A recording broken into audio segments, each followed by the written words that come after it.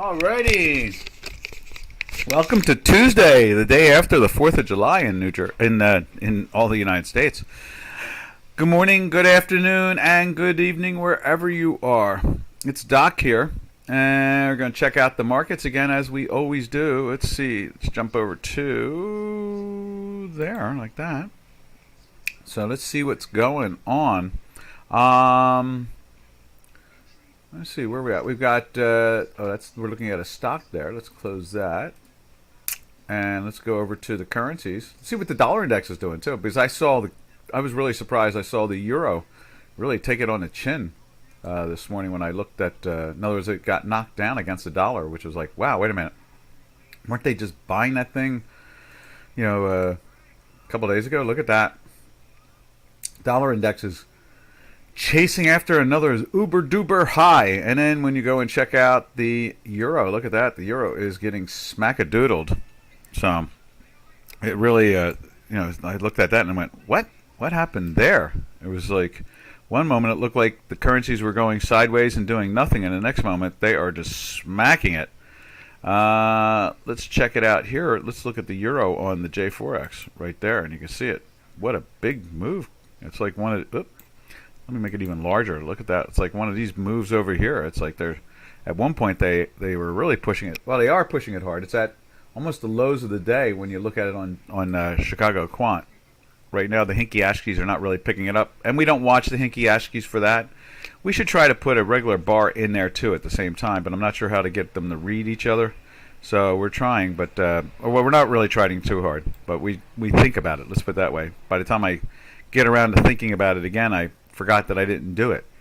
But you can see here the low today is 102.92.6. Right, we're going after that par out of nowhere. It's like whoop, smack, smack, smack, smack, and that's what that weekly sell. I'm just going to move this one over here like that for the time being.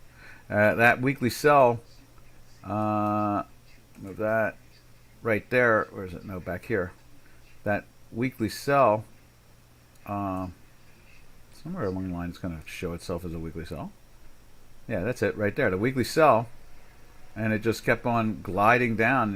It's in a sell now, and it just refuses to give up. It just doesn't want to. They just don't want to. They just don't want to go up. It just doesn't want to do it. They're buying dollars for whatever reasons. No, it's bonds.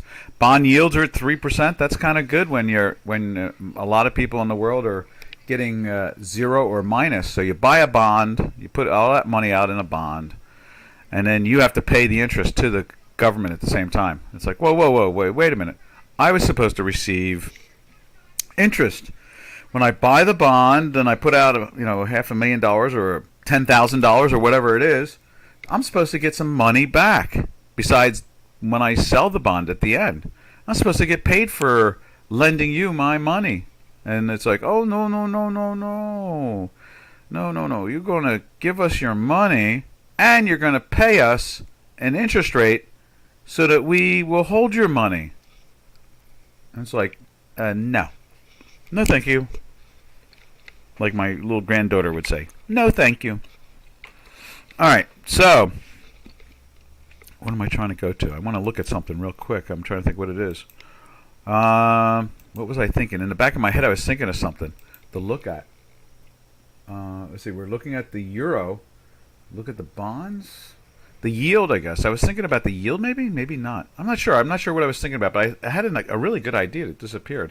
We'll have to figure that out again. I've done my complain about it to the point where I forgot what I was looking for. But anyway, so they're almost banging down, heading for a lot of people read. Oh, I know what it was. I need to turn on the chat line. I knew something was out there in my skull. It's the chat line. I need to put the chat line on. There we go. Let's put a chat line up there to see if anybody's asking any questions. There it is. There's Janos. Hey, Janos. And there's Metho 2000. Hey, Metho. It's we got our classics going on again, huh? They're buying dollars. You got to wonder sometimes, isn't that proof that something's wrong, or is it just the Federal Reserve in general is just a pig? You know what I mean? We've been talking about that lack of of them doing some responsible stuff. Matter of fact, there's a headline this morning. That's what was on it when I first turned on the where is it? Let me find it. I'll show you this headline this morning I saw. It's about rate cuts. Let's see if I can find it again. And that is Europe staring into the abyss. I saw that before I realized that came out about an hour ago. And credit protection exploding. And it says Europe staring into an abyss. And I didn't read the article, but I didn't see the euro at the time. Excuse me, I didn't see the euro at the time. Here you go. Right underneath it, I'm going to bring both of them up on the screen. Right underneath it, you got the Europe staring into an abyss. And then right underneath it, you have the chilling realistic path to rate cuts this year. Wait a minute. Aren't they supposed to be raising rates for inflation? All the preconditions for nasty, they say, have been set. All the preconditions for nasty, whatever nasty have been set, met and made plain by the flow of recent data. Okay, so I guess they're going to talk about inflation and so forth, but I guess the real freak out is for some, I've talked about it last week where money started to think that they're going to start cutting rates. Yeah, Metho. Was it Jordan was playing the long side of that last week? We said, the damn thing keeps on playing with the weekly sell. Stop it. Don't be long in that thing. You don't have a position on. And this way you didn't lose any money. And now you can wait for something to come. In this case here, we went into the sell here, so it was safe. Obviously, coming in from Friday, that you could be short with no problem. Like that 85-90% that you're going to win. And boy, was that a winner chicken dinner from Friday. And I really thought yesterday, you could see yesterday's market was right there. They were trying to lift it up a little bit. Remember the Swiss, let's just take a look at the Swiss franc. I was talking about that. I thought that was odd that the Swiss franc was rolling over. I always like to think of the Swiss as smart money. In other words, I trust it. And so, it went into the buy on Friday right there, and we closed in a weekly buy. Let's grab one of those weekly buys and just move it over. I don't feel like there's a weekly buy right there. I'll just move it over. I don't feel like making one. There we are. So it closed in a weekly buy Friday. Oh no, I removed it. Darn it, I want to get rid of that circle.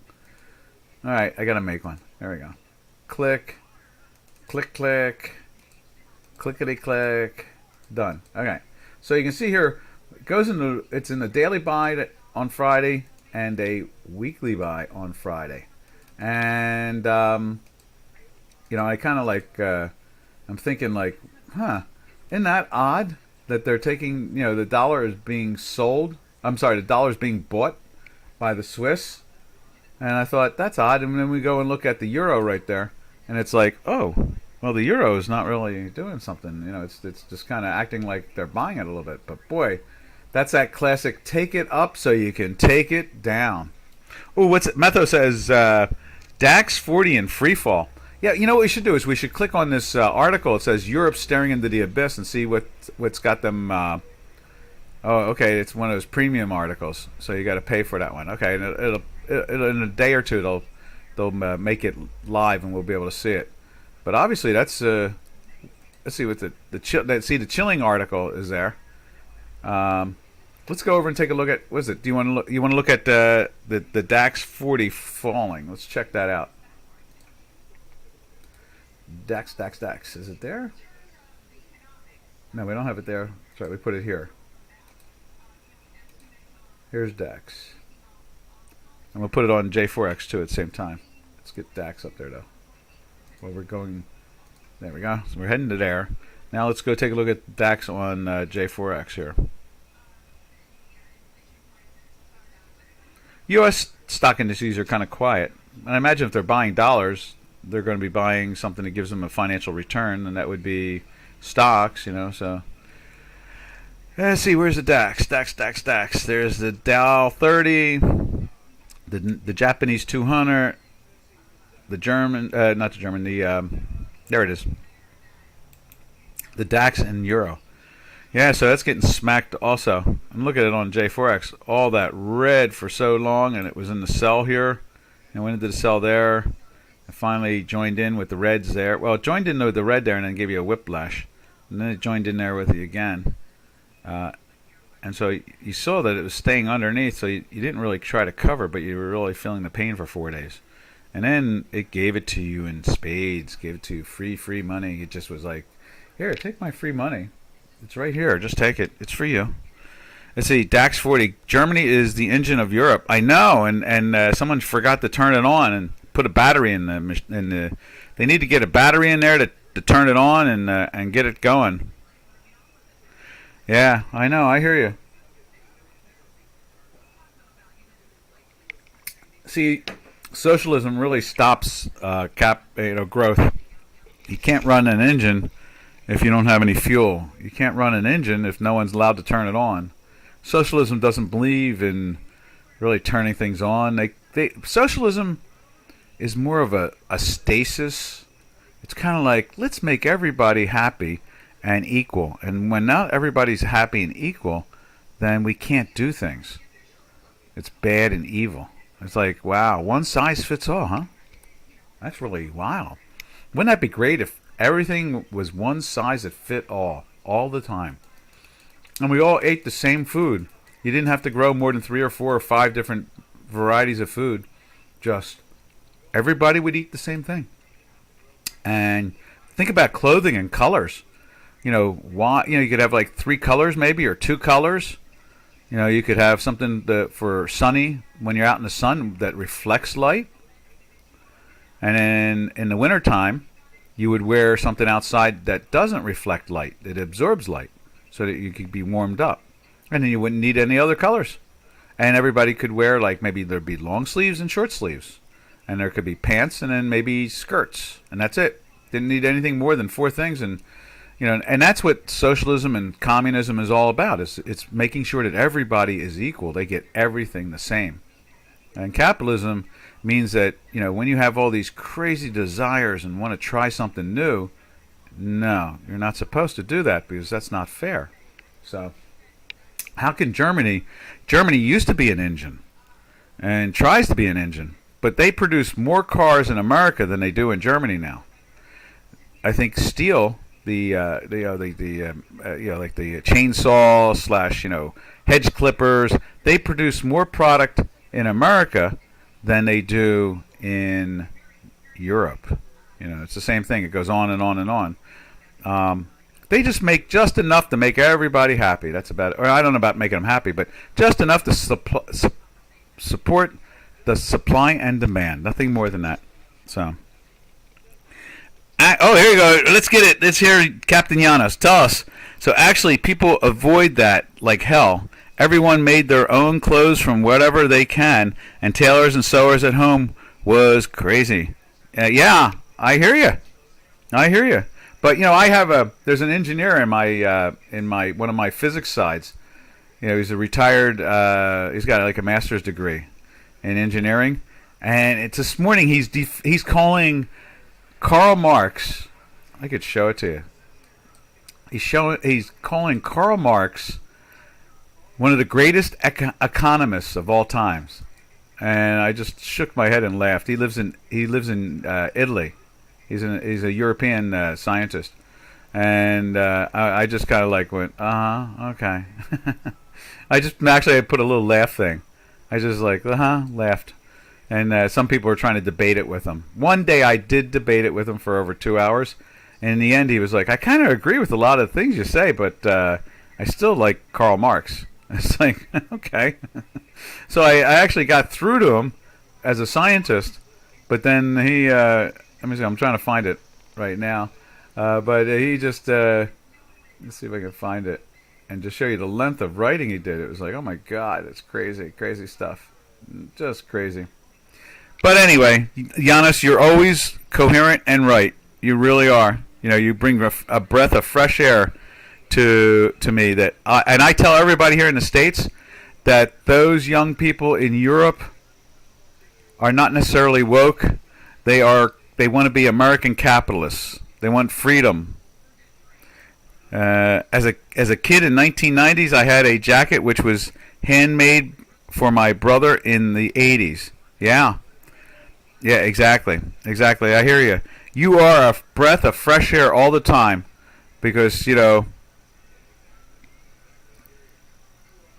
Yep. Oh, let's see Kimbo's question. Yeah, is it true that the markets move towards the most liquidity? Always. That's it. That's it. Always it. Because when you don't have there's a couple of expressions. I'll finish off the question, but I'll confirm the first part and the reason why the liquidity. If there's liquidity, then you can buy it and then you can sell it very easily. When there's no liquidity, like the way the Securities Exchange Commission is trying to hurt the brokerage houses right now, they're trying to make it so easy to execute that no one can execute. And so, in other words, they remove the fat that's needed to make markets liquid. Like Giannis's company, Ducascapi. They can't fill orders if they can't get a liquid market.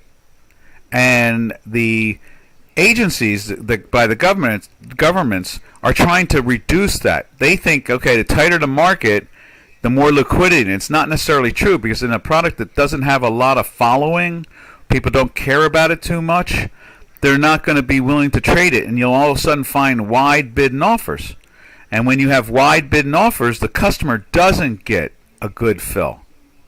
They get forced to buy something too high and sell something too low. So, yep, Kimbo, you're totally right. Second part of it, so if there's a lot of potential for stopping out traders, that's the most likely direction of the market? Question mark. No. To answer that part, so if there is a lot of potential for stopping out traders and there's no liquidity, more than likely you'll get stopped out and it'll hurt more than help. That's the most likely direction of a market? No. Markets ebb and flow. Just as you look, you can see, as accurate as my math is, let's go over to Chicago Quant. Or as accurate, let's do this. As accurate as looking at the DAX on J4X. You can see there are times where it starts to break right here, and we're still rising up. We get a red hinky right there, and that's safe to say go short. But then the next day it goes green, and that tells you that there's some pressure. You should be neutral until the two of them are working in unison. Okay? Then here you can go short again. All right? Now when you see markets, let's just put it up there really wide. When you see a market moving, you notice it doesn't really go in straight lines. It kind of like it has a jagged approach. It has a general trend that goes, usually in that trend, this is going down. Higher lows, in this case here, it's going down, so it would be lower lows taking out here and lower highs taking out here. So in other words, a lower high, it finishes and starts to go back down again. It didn't take out that high. It may have stalled at that high right there. And it goes down, makes a lower low than these lows and these lows here. And then it starts to change direction again. And on the upside, you see the green turn here. And you see that it's jagged. It's not like a straight line, without, it's just jagged. And that means that people are getting in and out. People are taking profits. People are buying low, trying to sell high.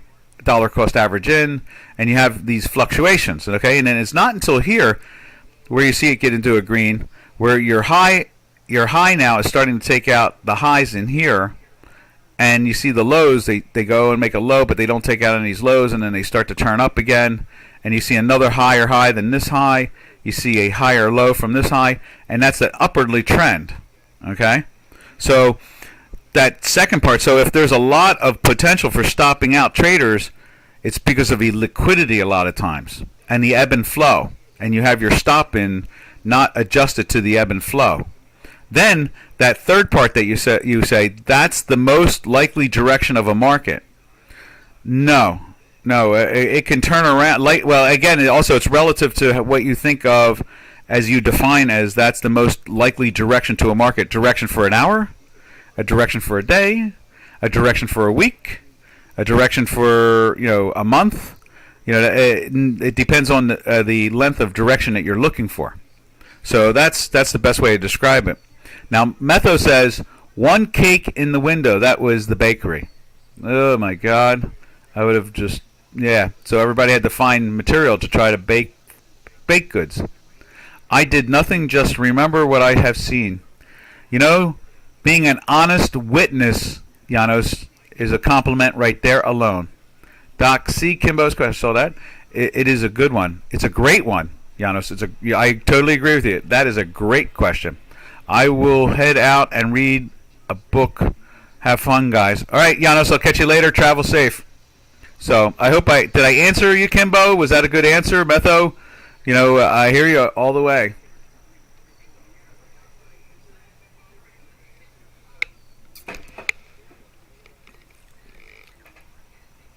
Cool. Yeah, and that last part is important. How much of a trend are you looking for? A 10-minute trend, a half hour, a day, a week, so forth. But just remember that we call it like a saber tooth or a saw blade, where you saw trees with a hand saw. We call markets a lot of times, those things, because they never really go perfectly straight. What they do is, but they do keep trends, and that's what Chicago Quant is. What we do is, and the also at the same time, this indicator I set up for J4X, with these things here, to identify the general trends. So, and then you go over into our Chicago Quant, and it gives you a even more in depth and more accurate of the trends. Because some people try to say that in the Forex market, banks hunt for stops to get liquidity. Probably so. Just to get filled, they need to, and they try to push things. And the liquidity, what it is that you have a stop, and you're long, and a bank desk needs some inventory, and they see your stop, and what they do is they try to trigger it so that they can get some inventory, because they know that they have a buyer. Another company's come to them and said, we've got buyers at this price here, let's get some inventory so we can give it to them. So yeah, they do that at times. Bank desks do it, and trading desks in mutual funds, and trading desks in retirement funds, and trading desks at hedge funds. If if they're doing both sides, or they're dealing with a liquid market, and they're helping to execute what they call black pool bids and offers. Yeah, they'll do that. They will. But that's because normally the liquidity is too thin. It's not liquid, or there's a problem with liquidity, not enough inventory to be able to buy it, and they have to. We refer to it as you have to chase it. So in other words, you're trying to buy something, and the offer keeps on rising, and the price keeps on rising, and you got to chase it. After a while, you're like, damn, I'm going to just take out the offer. Yep. Good questions this morning. Very good questions this morning. Thank you, guys. Love it. Keep on asking them.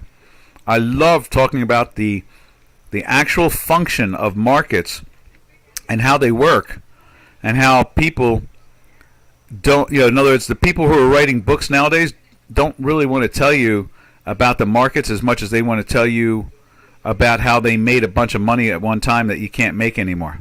That's the worst part about it all. I don't want to know about how you made your money.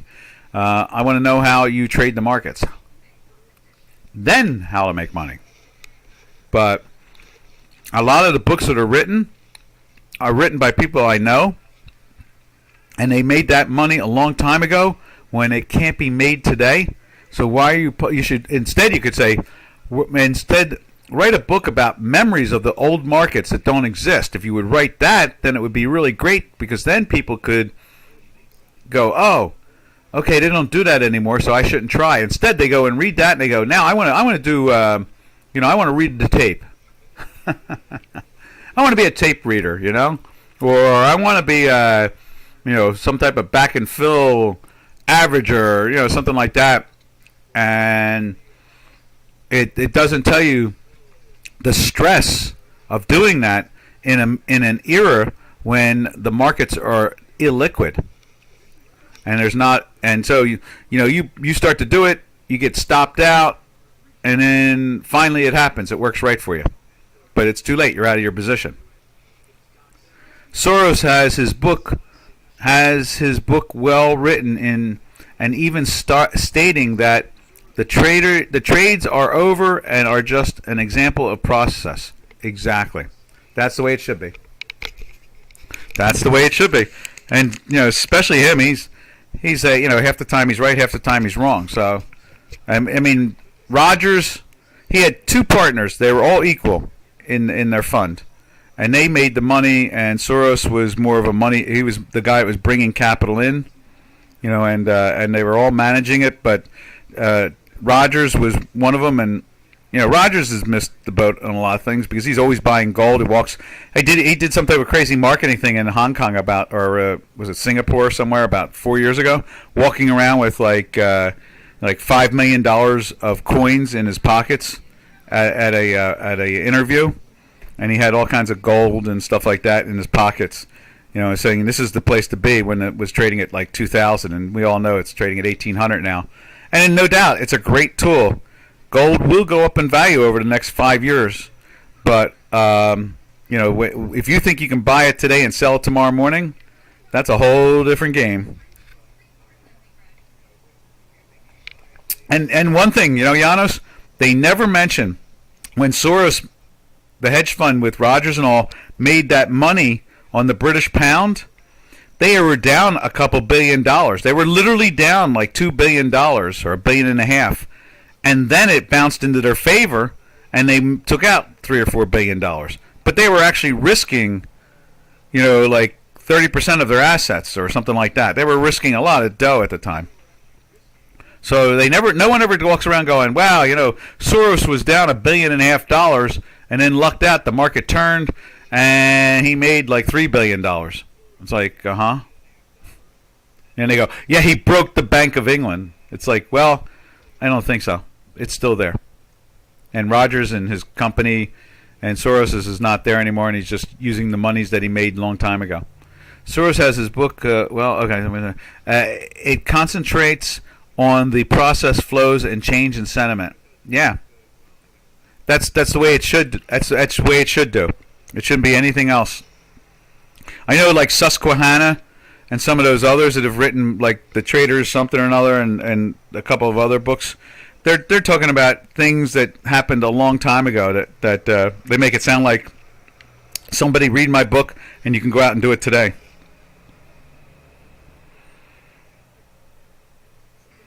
Yeah. Well, Rogers and those guys were pretty sharp, and also when it's not your money, you got to imagine a lot of these hedge funds, they're not putting their money into it. Back then, they were bringing money in. So in other words, you're managing, I don't know, $6, $7, $8 billion, and none of it's your money, and you're getting 20% of the profits, and you're getting a 2% management fee, and so you're down $1.5 billion or $2 billion. What do you care? Look at Kathy Woods. Look at Kathy Woods. She has taken it so hard on the chin.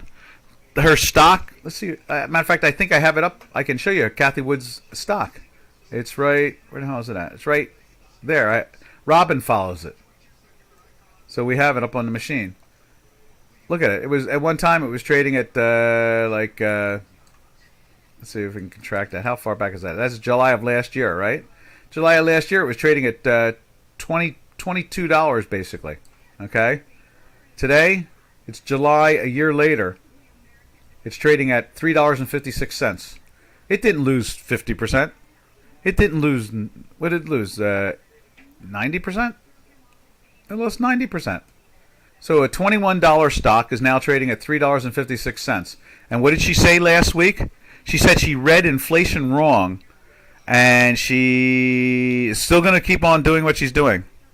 She's going to keep on dollar cost averaging in. And so when it's not your money, you don't have skin in the game. Yeah, no thanks. That's what it really comes down to. And so, and that's that Kathy Wood fund.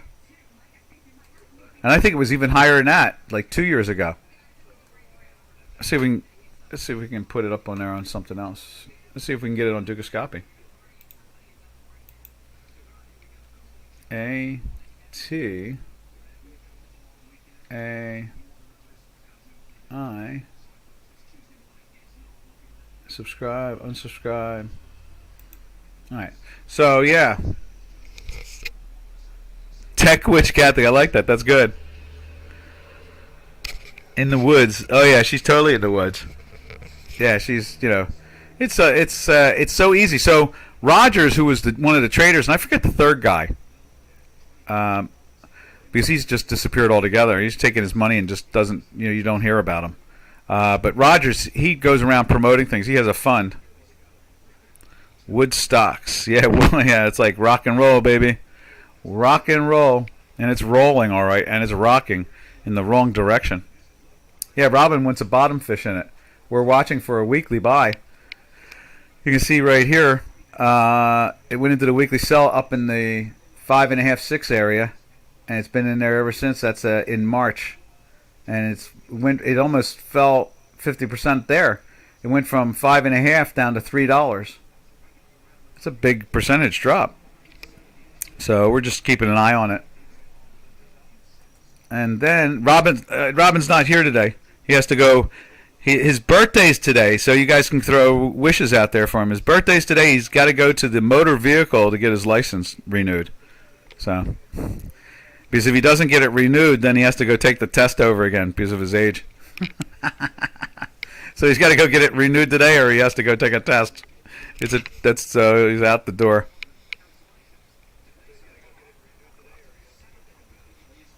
Yep, the state of Illinois.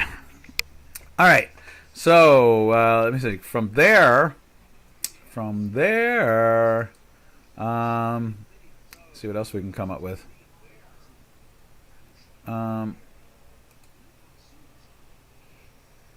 Let's see.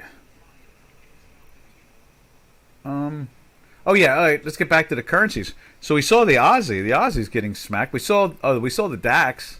The DAX is. Did we see the DAX? Yeah, there. Is that the DAX? Let me find the DAX. There's the DAX. I don't think we looked at the DAX. That's what it is. DAX. And so what they've got is, it's not even updating yet. They're not even updating it yet.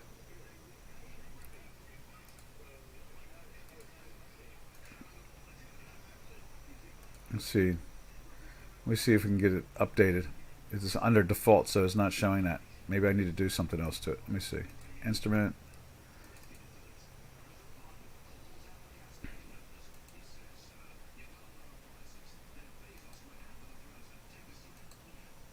There you go.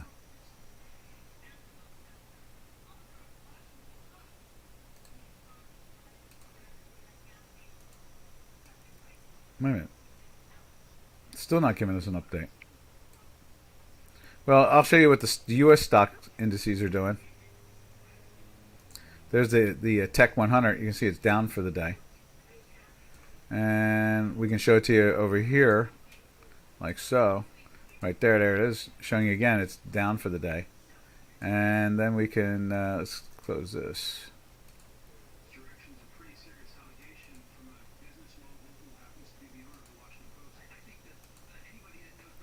I guess Bezos today, Amazon fame is giving Biden a bunch of grief again. Could you look at the Nikkei? Sure. Let's look at the Nikkei.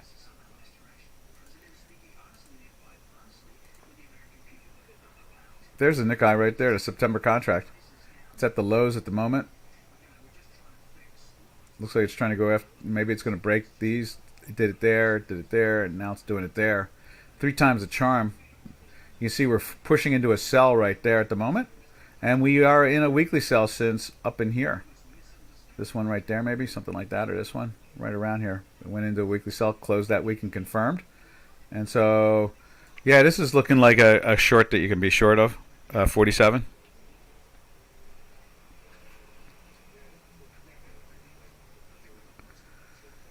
I got an interesting email from one of the old exchange presidents, chairmans. Why the market is misjudging the current economic environment. I get all kinds of little ditties from some of the old guys still. That they talk to old guys from, and they're old. If you think Robin and I are old, they're really old. They're like 10, 15 years older than us. Hey, no problem, 47. So that crazy thing about $380 oil. I got that from one of them on Friday, like around 1 in the afternoon or 10 in the morning, and it's been the headline all over the place for the last 2 days now. Usually I get headlines like that. The old boys network is still out there somewhere. The ones that are still alive, let's put it that way. Everything seems to go down again. Yeah, well, I think the proof in the pudding will be in the end will be they need the election to turn out positive for the economy. So Mr. Biden has to lose about as much support as possible, in the sense of maybe almost like a veto-proof majority for the Republicans, the Senate switching over, and also being maybe 55 or 60 senators. We have something like that which could happen, and what will happen is that the economy will stop falling and it'll start to firm up, because we'll start producing oil again. That's the problem. As I take a bite and a sip out of my drink, that's the problem. We need to get back to capitalism again in this country. Because as who said it? Was it Kimbo said it, that Germany is the engine of Europe, or was it Metho? Was it you, Metho? Yeah, Metho said it. Germany is the engine of Europe. Germany is the engine of Europe, which it used to be. Then America is the engine for the planet. And so when America isn't doing well, the rest of the planet isn't doing well. So that's what it comes down to. Let's see, John Riding. Okay. That's who wrote this. Recession. 2 successive quarters in GDP declines give the current environment no longer holds up as traditional definition, and the implication that the rates will decline accordingly is invalid. Okay. Which the market is misjudging. In other words, they think that the interest rates are not going to go down, whereas we just saw that article on Zero Hedge that says it is. And to watch to which it will have to subsequently adjust. So in other words, the traders and the investors will have to adjust. A possible reason for the misjudgment: it hasn't happened in 50 years. Okay, 50 years. Let's see. That would be 1972. Yeah, that's true. The markets in 1972 went sideways because of Nixon and Watergate for a while. They couldn't. They had a good run, with some capitalism starting to pierce in, and then Nixon instigated price and wage controls, and Congress let them do it. Or they did it and he signed it, one or the other. And the end result is that it didn't work. Price and wage controls don't work. In other words, when they do wage and price controls, they're basically saying everybody should be paid the same. And people who can be paid higher prices should not be paid those. And those who should be paid less money because they're not as productive shouldn't be paid those. Everybody should get paid the same. So they try to freeze. That's that socialism again. Try to freeze everything. Everybody, let's just make 2 types of shirts. Let's make 2 types of pants. Let's make 2 types of shoes, one for women and one for men, and make them open-toed so everybody can fit into them. And when it snows, you can have this little cover that goes over them.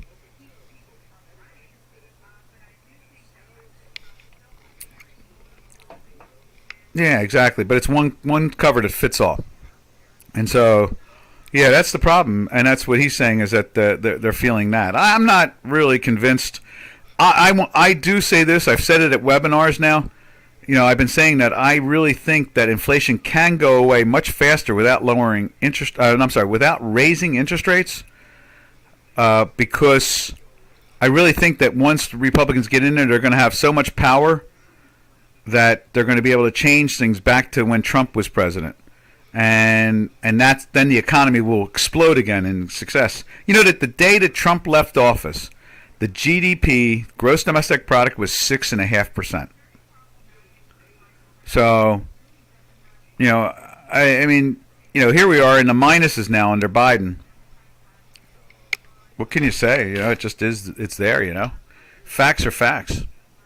Let's scroll down. I think I'm missing some questions.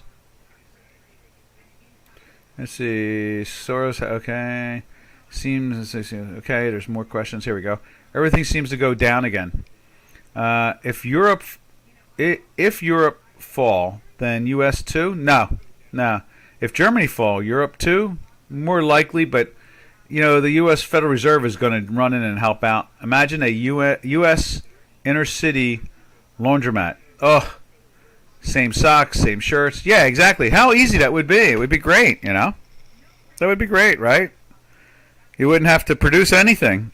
All that extra money could go to paying people to do nothing. So one day they wake up and they're ready to die, and that's it.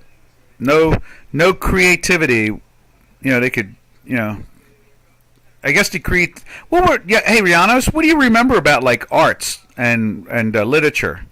Was there much, painting going on? Was there really great paintings, and were there really great stories and movies and things like that? Great books to read. I mean, with all that time on people's hands, since they didn't have to really work too hard, were they productive in other ways?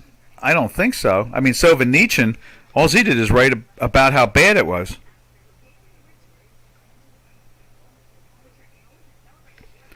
You saw things like from Solzhenitsyn and a few others, and all they were is what was it? Not Lech Walesa from Poland, but what was the other guy that took over? Maybe like the Czech Republic. He was like a Solzhenitsyn. Wasn't he like a writer or a poet or something like that? Censored, so you weren't getting a full story always. Small nations had own movie industries that are mostly dead nowadays. Yeah. So I mean, it's not that I want to beat up on CCCP or Marx or Engel or so forth or Lenin or Stalin. It's just that the true history of them all doesn't really show anything successful. I don't see much success out of it. I bet they're pretty interesting. Just reminding you of stuff that, or seeing stuff since you weren't able to read about it, because they hid it. Yeah, like the culture. Yeah, exactly. Yeah, the culture wars. Exactly. Yeah, that makes total sense. The subsidies are to not let the top product win. Exactly. That's exactly what it is. There was a Kurt Vonnegut. Do you ever remember reading any of Kurt Vonnegut, the writer, and they made some movies like Catch-22 and so forth?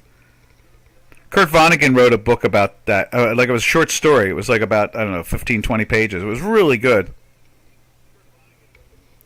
Like the Chinese movies, them censoring, controlling Hollywood. Yeah, exactly.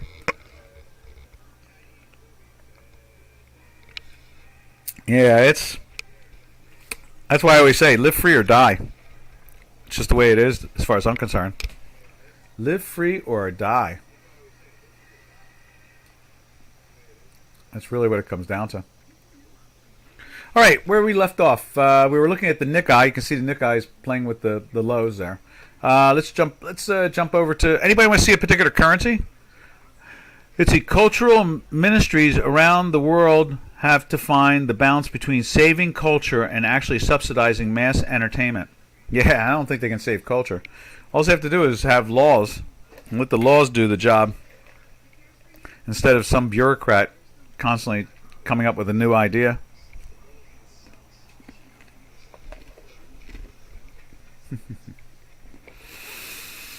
All right. I'll take a sip and chew on a couple peanuts there. That tastes good. All right, what do we got here now? So, where did we leave off? Oh, let's check out Turkish lira. If the euro is falling, I wonder what the Turkish lira is doing.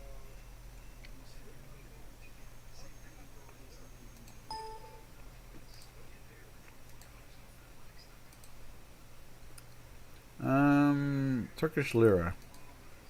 Right there in the euro. That's kind of flat, not going anywhere. Wonder what it's doing against. Oh, there it is. It's trying to get into the sell too, right there. And the weekly has broken the top of the mirror image. The time manifolds here. These are These two lines here are time manifolds. Did I do that right? Yeah, you can see that, right? Yeah, they're the time manifolds. Right there, negative and a positive one. They're kind of used for overbought, oversold. That's what they're used for. From there, let's look at the dollar Turkish lira. Dollar Turkish lira, right there. And that's still rising too, and that's negative for Turkish lira. There it is, right there. Yeah, heading north again, over touching 17 again.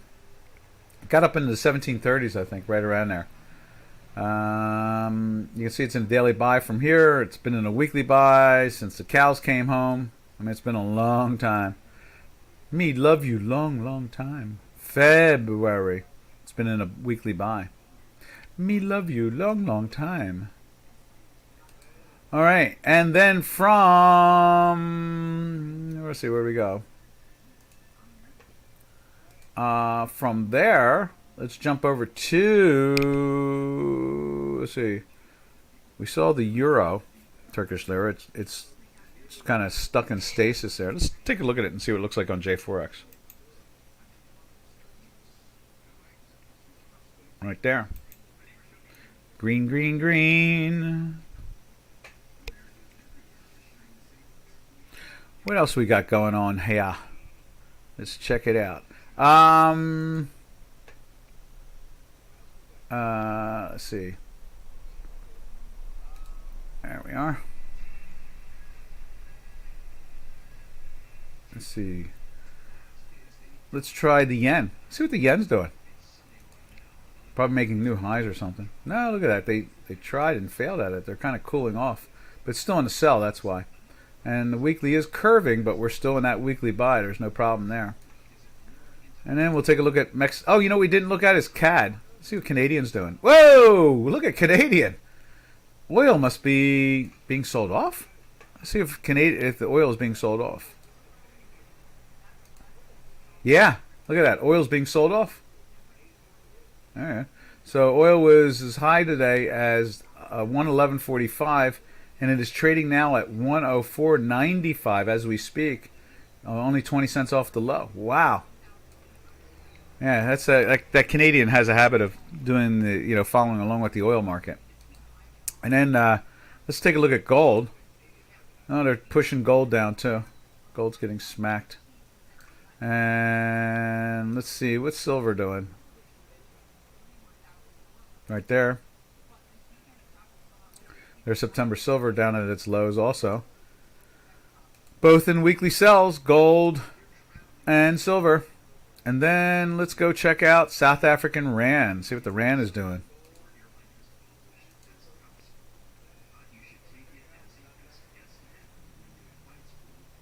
There it is right there. And so there's South African Rand. Obviously is going up because gold is going down. That's usually the way. Remember I was saying that last week. A lot of times I trust the currency faster than I would trust the metals market. When I get into a daily buy and a weekly buy with South African Rand, and let's say the gold is still in a weekly or daily buy, I get very nervous. I think, who's going to win here? A lot of times the South African Rand wins. So, it's when they both join in, it's like, woo, you want to be on that same side of the market with that one. All right. In other words, you want to be invested at that point on it. Or lack of, or shorting it. It's a trade, let's put it that way. All right, from there, we look at the Mexican peso, and then we are done the currencies. Right there. What a great question day, too. Good questions. And as you can see right there, it's climbing back to that 50 percentile that we've been looking for. And it's in a weekly buy for 4 weeks now. 1, 2, 3, 4. So, it's pushing its way up. And that is our adventure through the currencies here today. If anybody does want to see something, we can go back to it. But now let's check out we just saw silver. There's silver there. You can see it's heading for some lows. Oh God, if this thing goes into the 18s, I'll be like, I can't believe it. It's like they can't get this thing to go up for nothing. When's the last time we saw 18 silver? Wow, that's like a couple years. Let's go to J4X. J4X is really good for this. And we'll go like this. We'll go like that. And let's put a weekly in there. When's the last time we were down like that? There is 2019 maybe? No, that's 2020. All right, so before the COVID. No, during the COVID situation. Okay. So it was in that area. God, it was down. It went down to 11, 12. No more than 3 years ago. Not even 2.5 years ago. How insane that is. We have inflation at 8 and something percent. We have oil trading over $100 a barrel. And gold and silver can't find a way to go up. Isn't that amazing? What's wrong with that picture? You know? What is wrong with that picture? There's a lot of things you could say that's wrong with that picture. All right, from there we drift over to copper. There it is right there, copper. It's doing its, let's put the daily in there. There's the weekly. You can see it's been pressing down on the weekly. Same as, let's put it up over here. We'll shrink that down a little bit and show you both. There's the weekly. It's been pressing down. And then here is the daily and weekly of copper right there. Doing the same thing. And a daily sell from here. And a weekly sell from there. Pressing down. Doing the same thing, you know. And it started selling from there and broke down all the way there. It had one little bimp. It pushed into a buy for a day. Next day you could get out and make money still at the same time. It was that easy that day. And it was like, wow. So that is the action we're seeing there. Now let's jump over to let's see. Let's jump over to the energy sector and see what's going on with North Sea's Brent. There's the Brent there. And there's the daily. And you can see that's down today. There's pressure on it. And then let's go over to West Texas Intermediate spot month. They're really putting a smackadoodle into that. And let's check out the back month. There's the October contract, just to get a flavor of the longer term trend. Same thing. Wow, that thing's going after these lows here now. It's trading at $98.59 in the back month, the contango. And then from there we jump over to where we go over to. Let's see, oil. Oh, natural gas. Check out natural gas. Here's American natural gas in a sell for 4 weeks, and now in a daily sell for 3 days. It's slowly pressuring itself down. And then let's check it out on J4X. We're going to show you European natural gas, which we always are cheering, but there is no cheering in trading. But we still cheer, hoping that it will be under 26 going to 25, not 27 going to 28. It's at 27. So it had been trading down in the low 26s and so forth, and it actually did a dip all the way down into the 25s back in May. So you know, let's hope that inventory gets to Europe sooner than later. That's the most important thing of all. What should we call this webinar, traders? Anybody have an opinion on what we should call? What did we really focus in on today? How about free markets or something like that? The ebb and let's see, market action or market flow. Like, you know, we talked a lot about that and we explained a lot of that process. So we could call it like liquid markets or something like that, or market flow, or it seems something good like that. Process versus good trades. I like that. You know what, Janos? Do I have to send that over to you? Or you just put it in there. I can do that if you want. I can send it over. Green inflation. I like that 2000. That's a good one. Green inflation. Let me put it in there. I'm going to type it in as the title. I like that. Process versus good trades.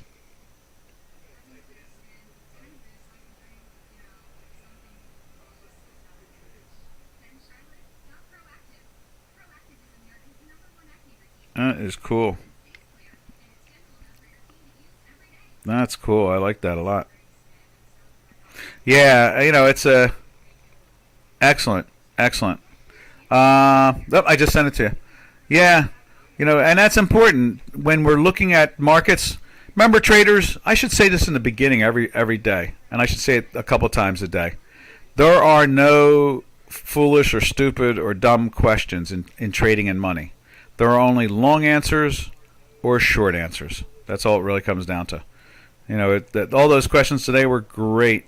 They were great, and they were fun to answer.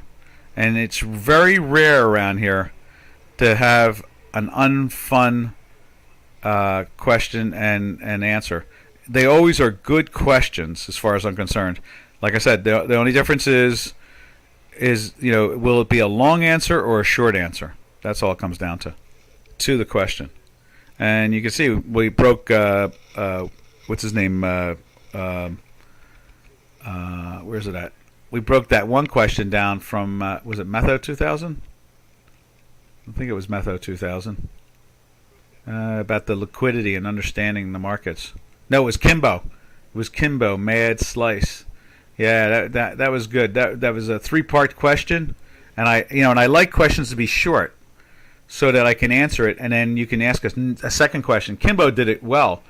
Kimbo said, "Is it true that the markets move towards the most liquidity?" Question mark, like a period. Good, then I can answer that. Then he said in the same paragraph, so if there is a lot of potential for stopping out trades, so if there is a lot of potential for stopping out trades, that's the most likely direction of the market. That was like a 2-part question, because one is no, just stopping at and I explained how that all works with the trading desks and so forth, and so that was really good, and in the end showing that that markets move in a jagged edge and they don't move exactly in a straight line, but they can trend. That's what we do with Chicago Quant.